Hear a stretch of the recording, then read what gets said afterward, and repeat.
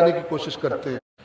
تو ایسی گندی مچھلیوں کے خلاف ان کا دفاع کرتے ہیں برادر. تو خاندان رسول پر زبان درازی کرتے ہیں اور ان کے مقام کو نیچے لانے کی کوشش کرتے ہیں, ان کا دفاع کرتے ہیں برادران اہل سنت. تو ان اعتراضات میں سے ایک اعتراض آج کی اس مجلس میں چاہتا ہوں کہ آپ کے سامنے بیان کروں, اس کا جواب بھی قرآن مجید سے آپ کی خدمت میں عرض کروں. اعتراض کیا ہے؟ مشہور و معروف آیت کریمہ ذَلِكَ الَّذِي يُبَشِّرُ اللَّهُ عِبَادَهُ الَّذِينَ آمَنُوا وَعَمِلُوا الصَّالِحَاتِ, اس سے پہلے جنت کا ذکر ہے. وَالَّذِينَ آمَنُوا وَعَمِلُوا الصَّالِحَاتِ فِي رَوْضَاتِ الْجَنَّاتِ, جنتوں کے باغوں میں ہوں گے جو ایمان لائے اور عمل صالح انجام دیے. لَهُمْ مَا يَشَاءُونَ عِنْدَ رَبِّهِمْ, ان کے رب کے پاس جو وہ چاہیں گے ان کے لیے ہوگا. ذَلِكَ هُوَ الْفَضْلُ الْكَبِيرُ, یہ بہت بڑی فضیلت ہے, بہت بڑا فضل ہے اللہ کا جو ان کو عطا ہوگا. اور پھر قرآن فرماتا ہے ذَلِكَ الَّذِي يُبَشِّرُ اللَّهُ, یہ وہ چیز ہے جس کی اللہ خوشخبری دیتا ہے. کن کو؟ عبادہ الذین آمنوا وعملوا الصالحات, اپنے ان بندوں کو جو ایمان لائے اور نیک عمل انجام دیے. قل لا اسألکم علیہ اجرا, اے رسول آپ یہ ساری بات بتانے کے بعد ان جنتوں کے بارے میں, ایمان کیا ہے, عمل صالح کیا ہے, نجات کا راستہ کیا ہے, یہ جو آپ ان کو دے رہے ہیں, یہ بتانے کے بعد ان سے کہیے قل لا اسألکم علیہ اجرا, میں اس نبوت کا, اس پیغام پہنچانے کا تم سے کوئی اجر نہیں مانگتا. الا المودۃ فی القربى, سوائے اپنے قریبی رشتہ داروں کی محبت. محمد وعلى محمد تنزل صلوات.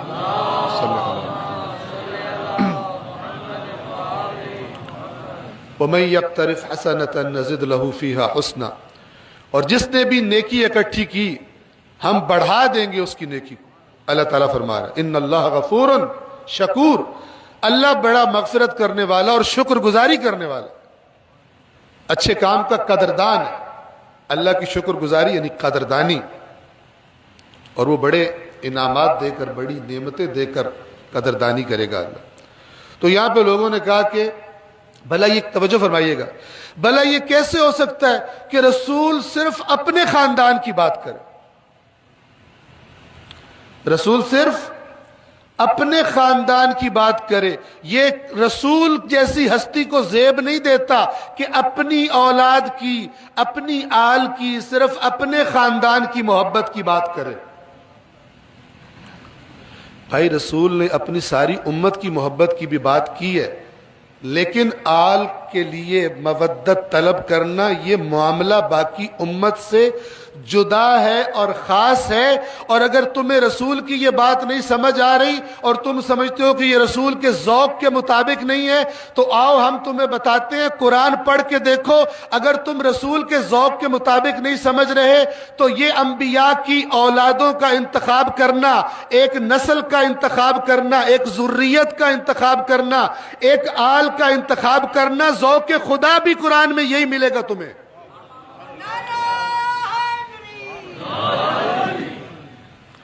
سورہ آل عمران کیا فرماتا ہے اللہ؟ ان اللہ اصطفى آدم و نوحا, بے شک اللہ نے چن لیا. اصطفیٰ انتخاب کر لینا, چن لینا, منتخب کر لینا, آدم کو, و نوحا اور نوح کو, و آل ابراہیم, اللہ نبیوں کی آل کو چنتا ہے. آپ کا ذوق ٹھیک نہیں ہے. وآل عمران علی العالمین, آل ابراہیم اور آل عمران کو اللہ نے عالمین پر چن لیا. توجہ فرما رہے. عمران حضرت مریم کے والد ہیں, چونکہ اگلی آیات یہ بتاتی ہیں اذ قالت امرأۃ عمران رب انی نذرت لک ما فی بطنی, کہ جب عمران کی بیوی نے کہا کہ اے اللہ جو میرے شکم میں ہے بچہ اس کو میں وقف کر رہی ہوں. اور پھر ان کے ذہن میں بیٹا تھا, بیٹی پیدا ہو گئی جناب مریم, اور داستان طولانی ہے. لیکن قرآن کم از کم پہلے دیکھ لو کہ اللہ کسی خاندان کا انتخاب کرتا ہے یا خاندان کا انتخاب کرنا ذوق خدا نہیں ہے۔ اگر ذوق خدا پاؤ قرآن میں ایسا کرنا تو پھر یہ نہ کہو کہ اپنے خاندان کی بات کرنا نبی کا ذوق نہیں ہو سکتا۔ نبی کا بھی ذوق ہے، اللہ کا بھی ذوق ہے، تمہارے ذوق میں پرابلم ہو گئی۔ توجہ فرما رہے ہیں؟ اور پھر یہاں پہ میں کہوں گا کہ جن انبیاء، میں کچھ آیات آپ کو یہاں سے تلاوت کر کے سنانا چاہتا ہوں تاکہ آپ کے ذہن میں انشاءاللہ یہ رہے۔ یہ سورۃ الانعام ہے اور اس کی آیت نمبر 83 سے 83 سے میں پڑھ رہا ہوں۔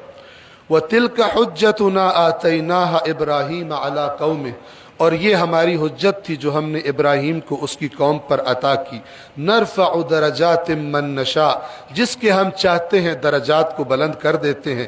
ان ربک حکیم علیم، بے شک تیرا رب حکمتوں والا ہے، وہ جانتا ہے کس کا درجہ کیا بنتا ہے اور وہ علم رکھنے والا ہے۔ وَوَهَبْنَا لَهُ إِسْحَاقَ وَيَعْقُوبَ، بس یہ بات یاد رکھیے، یہ انبیاء کی اولادوں کی ذریت کی بات ہو رہی ہے۔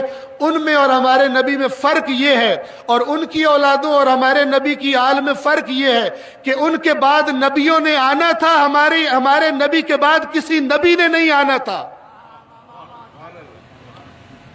لہذا جب کسی نے امام معصوم سے سوال کیا کہ جو بنی اسرائیل انبیاء کو قتل کرتے تھے، اور آپ سے ہم نے سنا ہے، آپ کے جد کی حدیث سنی ہے کہ یہ امت بھی بنی اسرائیل کے نقش قدم پر چلے گی، تو ہم جو بنی اسرائیل والے انبیاء کو قتل کرتے تھے تو رسول اللہ کے بعد تو کسی نبی نے نہیں آنا، تو پھر یہ والا کام کیا یہ امت کرے گی؟ تو امام نے جواب میں فرمایا ہاں کریں گے، بلکہ کیا ہے، وہ انبیاء کو قتل کرتے تھے اور یہ اپنے نبی کی آل کو قتل کریں گے،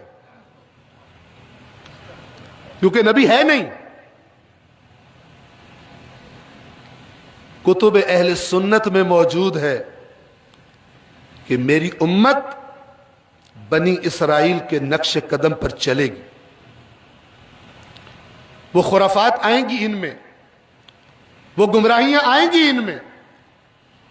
اور اتنا کلیئر کیا کہ ایک جانور کا نام لیا اور کہا کہ اگر بنی اسرائیل اس کی بل میں گھسے ہوں گے، اس کے سوراخ میں جہاں وہ رہتا ہے، تو میری امت بھی اس بل میں گھس کے رہے گی۔ اتنا یہ فالو کریں گے بنی اسرائیل، ان کے نقش قدم پر چلیں گے، ان کی خرافات میں، ان کے غلط نظریات میں، ان کی گمراہیوں میں۔ اور بنی اسرائیل کی بھی ایک بڑی بنیادی گمراہی کیا تھی؟ ہر طرح کی کرپشن کرنے کے باوجود جنت کا ٹھیکیدار صرف اپنے آپ کو سمجھتے تھے۔ گمراہ کر دیا تھا ان کے علماء سو نے ان کو، قرآن نے بیان کیا، لمبی داستان ہے، یہاں وقت نہیں۔ بس فرق یہ ہے کہ ان نبیوں کی اولاد میں سے بھی نبی ہوتے تھے، چونکہ نبوت ختم نہیں ہوئی تھی، لیکن سرور کائنات پر نبوت ختم ہو گئی۔ لیکن انہی سرور کائنات نے بتایا، میرے بعد نبی تو کوئی نہیں ہے، لیکن حسن و حسین جنت کے سردار ہیں۔ حسن و حسین جنت کے سردار ہیں، ان کی ماں نساء العالمین کی سردار ہیں، یہ دونوں جنت کے سردار ہیں، اور ان کا باپ ان دونوں سے افضل ہے۔ یہ بھی اسی نبی نے بتایا ہے، کتب شیعہ میں نہیں، کتب اہل سنت میں موجود ہے۔ یہ سب ہونے کے باوجود آپ اندازہ لگائیے اس کے ایمان کا کہ جو ان کو گھٹانے پہ تلا ہوا ہے، ان کے اعمال پر اعتراض کرنے پر تلا ہوا ہے۔ آیات سنیے، حضرت ابراہیم کا ذکر کیا، پھر فرمایا وَوَهَبْنَا لَهُ إِسْحَاقَ وَيَعْقُوبَ، اور پھر ہم نے اس کو اسحاق اور یعقوب دیے، دونوں نبی۔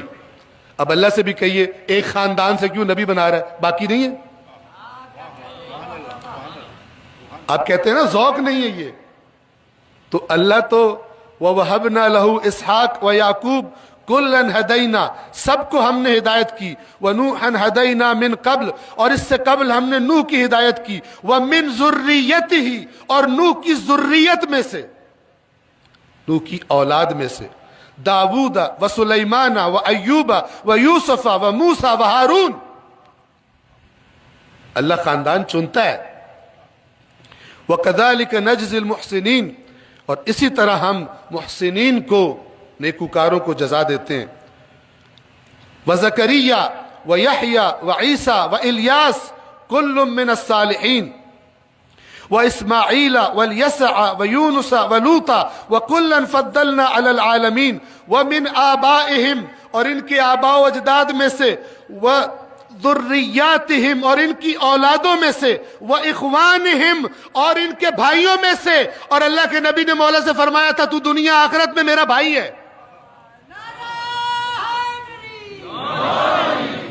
जब अंसार, सुनिएगा, जब अंसार और मुहाजिरीन को, यह भी कुतुबे बिरादरान अहले सुन्नत में मौजूद है, जब अंसार और मुहाजिरीन को, एक मुहाजिर एक अंसारी को भाई भाई बना रहे हैं, उखुवत कायम कर रहे हैं, नया मुआशरा कायम कर रहे हैं, सबको भाई भाई बना दिया, अली रह गए। सवाल किया या रसूल अल्लाह, आपने हर मुहाजिर को हर अंसारी का भाई बनाया है, मुझे किसी का भाई नहीं बनाया। तो वहां पर रसूलुल्लाह ने फरमाया अली तू दुनिया व आखिरत में मेरा भाई है। ये रुतबा अली का दिखाई नहीं देता। और फिर आयत मुबाहला ने तो बात खत्म कर दी। नफ्स नबी, अनफुसना जमा का लफ्ज है। जमा का मतलब ये होता है कि मसलन ओपन है, जितने ले आए आप, जिनको आप अपनी जान समझते हैं ले आए, जिनको आप नफ्स नबी समझते हैं ले आए। नबी कितनों को लेकर आया? सिर्फ एक अली को।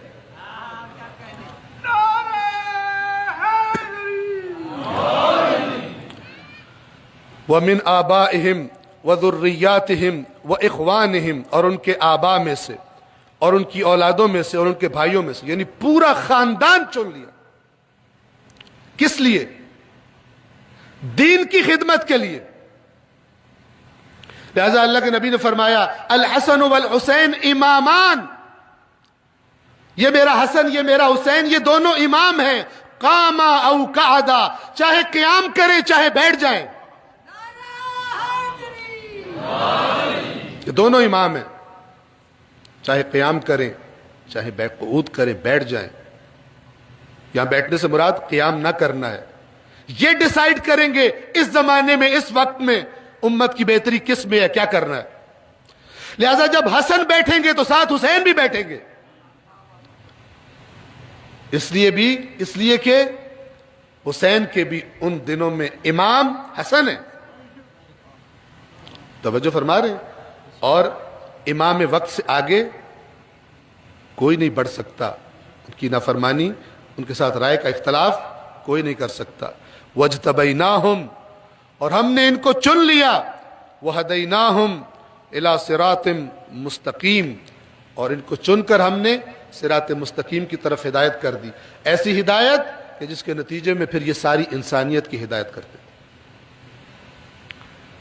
ये सब एक ही नुक्ते पर पहुंचाने वाली बातें हैं जो अल्लाह के नबी फरमा रहे हैं, कुरान और अपनी अहले बैत छोड़ के जा रहा हूं तुम्हारे दरमियान। लिहाजा कोई ये न कहे कि ये सिर्फ अपने खानदान की बात करे रसूलुल्लाह, ये तो अच्छी बात नहीं है, ये तो नबी का ज़ौक नहीं होता।